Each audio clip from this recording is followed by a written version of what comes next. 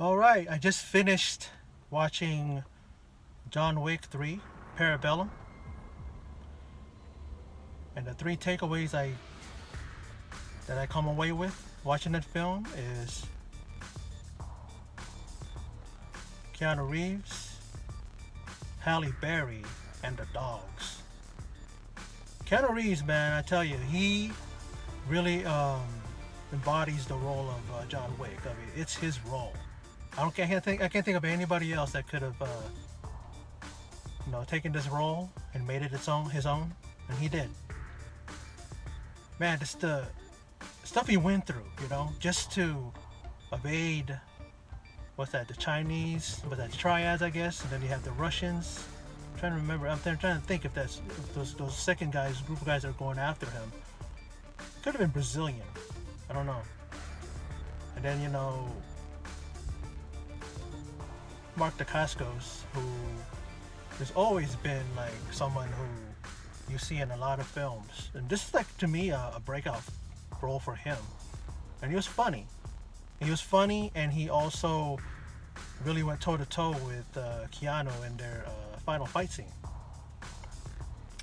Halle Berry, she's like, I can't believe she's 52. And all that training, I seen that video, doing that close quarters, shooting, target practice and all that. And man, I gotta tell you, she really, she's only in this thing, I believe, it's like 30 minutes. She came in at 40 minutes into the film. And she has these two dogs. Well, she had three. Fortunately, one got shot and killed, which is pretty damn depressing. Because, but it's weird. What's amazing to me, man, is the fact that how Halle Berry prepared for this role. And I also read that Keanu Reeves has stated that this is probably the hardest that he's ever trained for a role. And Halle Berry, like, just the way she was just shooting those guys in close quarters, combined with the martial arts training that she got, to me it looks like it's a lot of jiu-jitsu, a lot of Brazilian jiu-jitsu, I would say. Judo, a lot of throwing, and a lot of groundwork, a lot of like wrestling, you know what I mean? Like, there's one part where he did a move like it was like a kind of like a wrestling slam, like an angle slam, if you guys are familiar with wrestling. And he did that to one of these guys, and he went through the glass floor. The movie really moved along in a great pace, you know what I mean? It's action packed. I love how these guys don't fuck around. It's like when they shoot up a guy and then they go for a headshot, or one or two or three, depending on I guess the mood of John Wick. But the one thing I take away from with the dogs is the fact that it looks like the dogs were also trained in judo and jiu-jitsu and all that stuff, because the way the dogs took these guys down, the enemies, the bad guys down, it's like they would bite the person's arm, right? They would take the guy's arm, and then he would just flip him around. I mean, they would go for the groin, they would go for the heart, which it looked like, and they were just ripping and tearing. And she would give out these commands, help, or I forgot the other word that she would say, but then they would stop and they would go over to her. But it's amazing. I go, these dogs were trained, these dogs were like, it's just weird how they would grab an arm of one of the bad guys and then flip them around like they're doing judo. Jiu-jitsu, what's that? Dog jitsu? What is that? Dogdo? Judo? Dogdo? I don't know, man, but yeah, the movie was really great. I'm glad that Keanu Reeves has this role and that he's having this success with John Wick, because the way the guy is in real life, he's probably one of the nicest guys, got a big heart and all that stuff. And guys like that deserves this success, because a lot of just punk ass people that are in Hollywood, A lot of them are just making everything political and making everything just about a political agenda and all that stuff, and you know, total hypocrites. Then you got guys like Keanu Reeves, man. And there's others too that I've heard of that are really, really good. They're really good-hearted. They're really kind. Love their fans. They don't take them for granted. But this wasn't going to be a spoiler. I mean, I did say something about the dog, but it's like something that you expect to come. Even if you're watching it, you know it's going to happen, because it's one of those things where you know it's going to happen. But other than that, the way it started, we see him continuing from the last time. You know, he killed somebody on the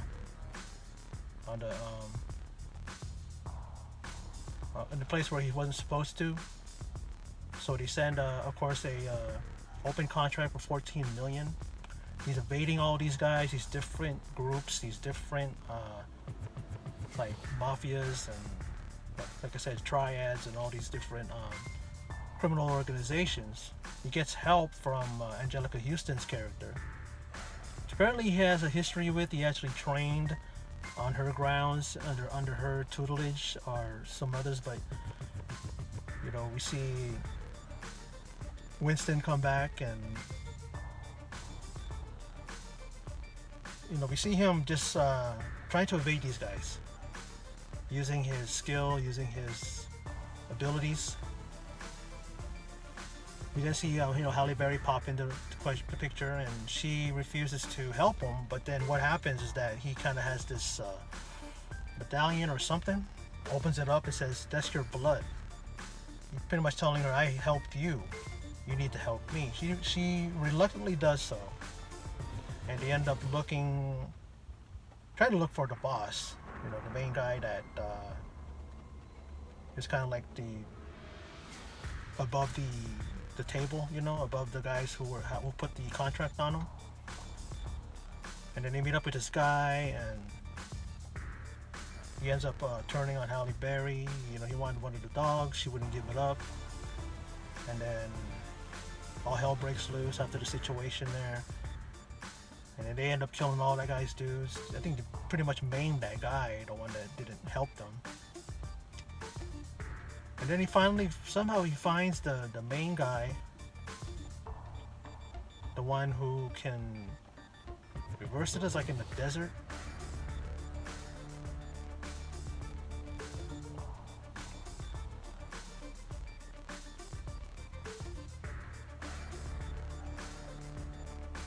And then from there, he cut off one of his fingers as a gesture to the guy. And Keanu he wants to live to remember his wife that was killed, that died. And then this adjudicator, you know, is going after everybody that helped John Wick. You know, he slices up Lawrence Fishburne's character, the King, and then gives him like 7 days to pack up, and he doesn't want to go. Same thing with Winston. Tells him to pack up and go. He's going to be removed from his position as the head, I guess, of the Continental. They decide nope, we ain't going to give it up. He ain't going to give it up. John Wick was sent by the guy who he was brought to in the desert. He told him to kill Winston. He refuses. So the girl, the adjudicator, decides to send all of these hired hands, hired assassins, killers, whatever you want to call them, who was led by Mark Dacascos. And Keanu Reeves pretty much is given his privileges back at the Continental.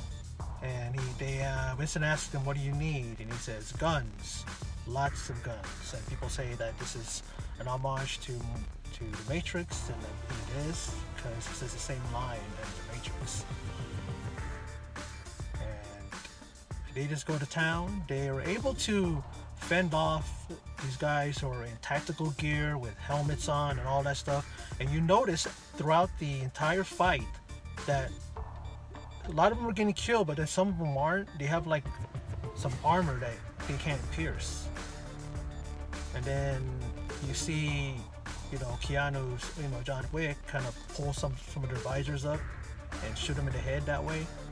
And then the other guy that's with them, decided to go back in to, I guess, a safe house, but it's like a safe with a whole old school type of turning thing, and that's where Winston's hiding out. No one can get in there, that's where all the weapons are and stuff. So they decided to go for these shotguns and armor-piercing bullets, and so they use those. And you can see guys like they're in helmets just being caved in, but because the fact that their heads are getting shot off and all that stuff. So they're taking care of these guys,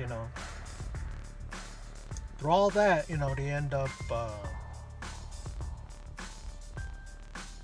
having what you call a parlay, I guess, parlay.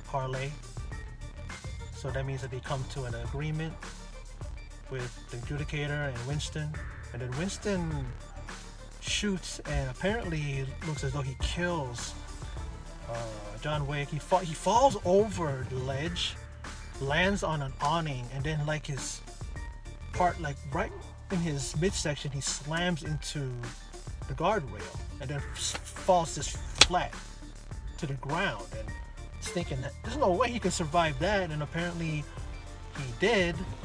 One of Lawrence Fishburne's guys picks him up, has him in a shopping cart, throws him unceremoniously to the ground right before the feet of Lawrence Fishburne, was sliced up because he had to take 7 slices representing the 7 days, or 7 bullets, or representing 7 something. The movie is still in my head, but it's so it was so much action, man. It just kind of gets you thing. But it represents the 7, either days or the 7, bullets it took to. But yeah, I'm trying to remember. Memory ain't so good as it used to be, but. And then, he's just laughing and he's talking to John, and he's all like, "You know what, John?" He says, "Man, I'm pissed." He's like, "What about you? You pissed, John?" And then John just looks up and he says, "Yeah, that's it." And then it goes to fades to black. Don't know how much of a spoiler that is for people, those of you who see this. Those are just some of the, some of the points that I'm bringing up in this after movie thoughts. A great final battle. I'll talk about the final fight that was with Mark Dacascos. I've always been a fan of his. I've always followed him in not every film, but whenever he comes up and he's the bad guy, especially, I totally, he was pretty good in Hawaii Five-0. I stopped watching it after like a handful of seasons, but when he was in there, he was decent. He was a good villain, a good bad guy. And he's a good bad guy in here.